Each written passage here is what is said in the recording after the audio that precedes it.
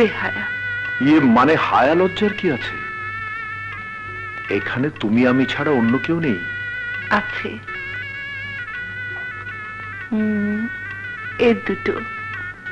মানে চোখ কি করব, অন্ধ করে ফেলবো? না, ঘরটা অন্ধকার করে ফেলো।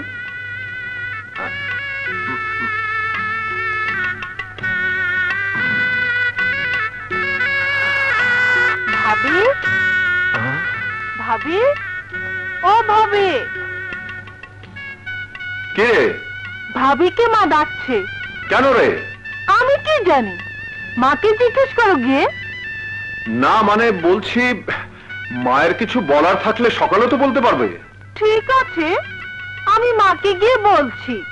তোমার বাপের ব্যথা বললে কি হবে?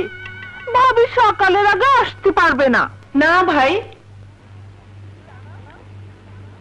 তুমি দাঁড়াও, আমি আসছি।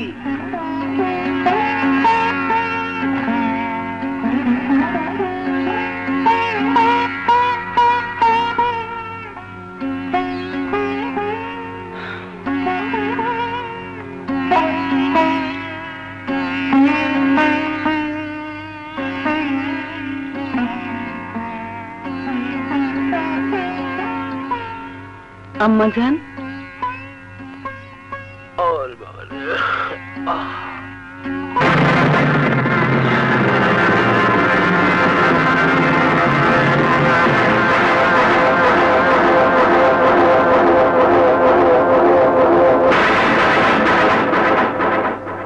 এই গহনাগুলো কি আসল সোনা না নকল?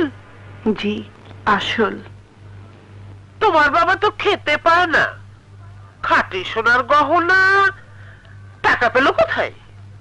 জি, এগুলো তো আমার বাবা দেননি।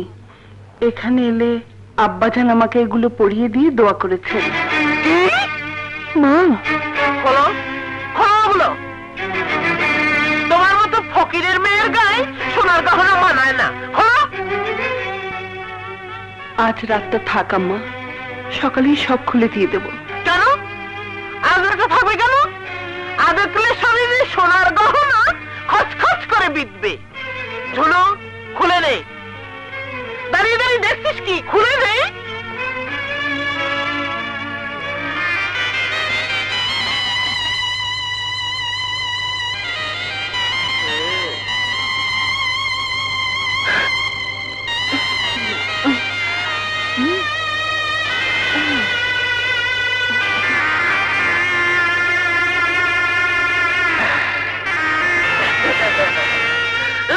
যাচ্ছ কোথায়? মায়ের বাতের ব্যথা বেড়েছে, পা টিপে না দিলে রাতে ঘুমিয়ে হবে না।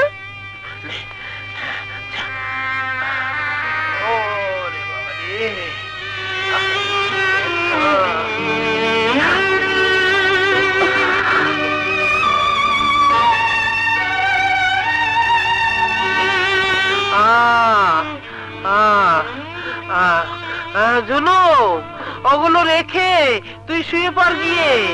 তুই ছেলে মানুষ, আর কত রাত্রে জাগবি? যা, এখানে এখানে টিপো, এখানে।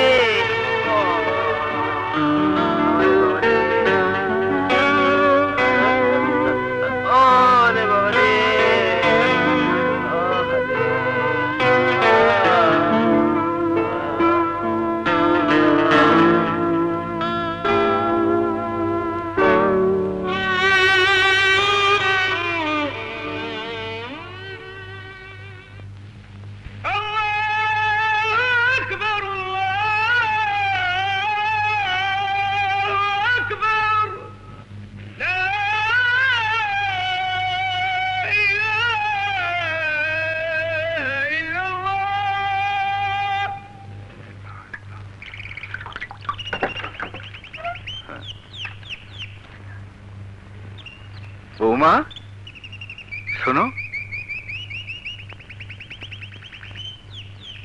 জি আব্বা। তুমি তোমার শাশুড়ির ঘরে মানে?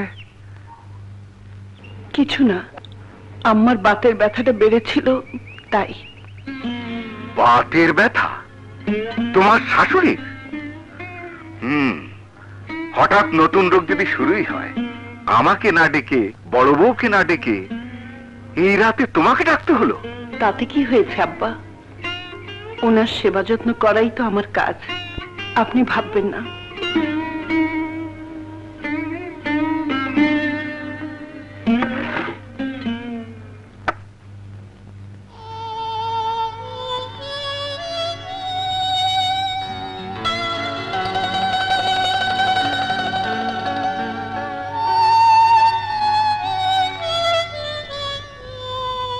বলেছিলাম না মা তোমাকে শান্তিতে থাকতে দেবেন না। ঠিক, ও কথা বলো না। মা চিরদিনই মা। কিন্তু এই পোড়া দেশে শাশুড়ি চিরদিন শাশুড়িই থাকে, কোনোদিন মা হতে পারেন না। দেখো, তোমার এই ভুলও আমি একদিন ভাঙিয়ে দেব। পারবে না রানী, শুধু নিজে জ্বলে পড়ে মরবে। আমার একটাই দুঃখ যে তোমার উপর অত্যাচার হবে আর আমাকে নীরবে সব মুখ বুঝে সইতে হবে।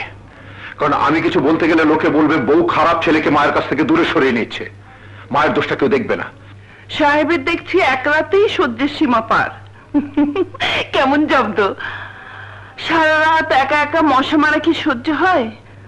মায়ের সঙ্গে মজার মজার গল্প করতে করতে বেচারার করুণ মুখটা মনে পড়ে আবার যে কি হাসি পাচ্ছিল। হাসি পাচ্ছিল? হাসি পাচ্ছিল তোমার? পাচ্ছিলই তো।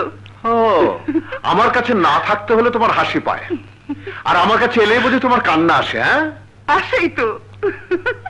ঠিক আছে, কান্না কত প্রকার আজটা তোমাকে বুঝিয়ে ছাড়বো।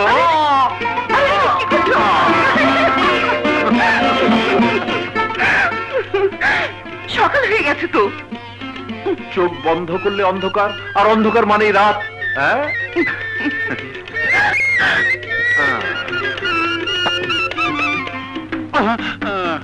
একলা তো ঘুম আসে না, দোগলা ঘুমাবো। আল্লাহ আল্লাহ রে, আমি এখানে এলাম কেমনে? আমার জায়গায় আমি যাই।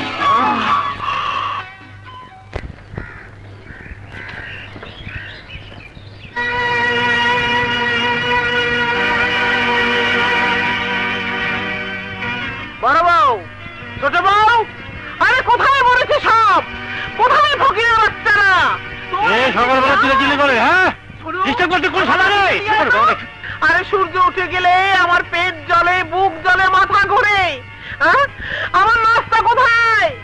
খুনির বাচ্চা খুনিরা আমাকে খুন করতে চায়। থামো তো, সকালবেলা নামাজ কালামটা একটু শান্তিতে পড়তে দাও। শান্তি? এবারে যে শান্তি থাকবে তো? কেন আমাকে ঘুম থেকে উঠে চেঁচামেচি করতে হয়? সকালের নাস্তাটা কেন আমার থাকে না? আহা, বড় বউ বেচারি একা একা এতগুলো মানুষের নাস্তা। কেন একা কেন? বউ তো আরো একটা এসেছে এই বাড়িতে, তিনি কোথায়? ঘুমাচ্ছে মা। কেন? কোন নবম জাতি তিনি যে বেলা দুপুর পর্যন্ত ঘুম ভাঙে না? শোনো মা, আমি ওকে বললাম মা তোমাকে বিনা কারণে সারা রাত জাগিয়ে রেখেছে, এবার আমি হুকুম দিচ্ছি তুমি ঘুমাও। না ঘুমিয়ে আর উপায় কি বলো? স্বামীর আদেশ তো আর অমান্য করতে পারে না, বুঝলে মা? আমি তো আর বউয়ের আঁচল ধরা স্বামী নই। মা, আমি যা হুকুম দেব বউকে তাই করতে হবে। তাই বলে বউয়ের ঘুমটাই তোর কাছে বড় হয়ে গেল? আমার খিদাটা কিছু না?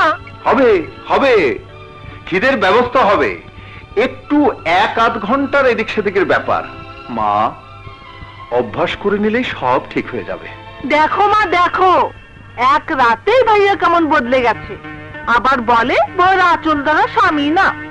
এরপর দেখো ওই বউয়ের কথায় তোমার চুল ধরে উঠাবে আর বসাবে।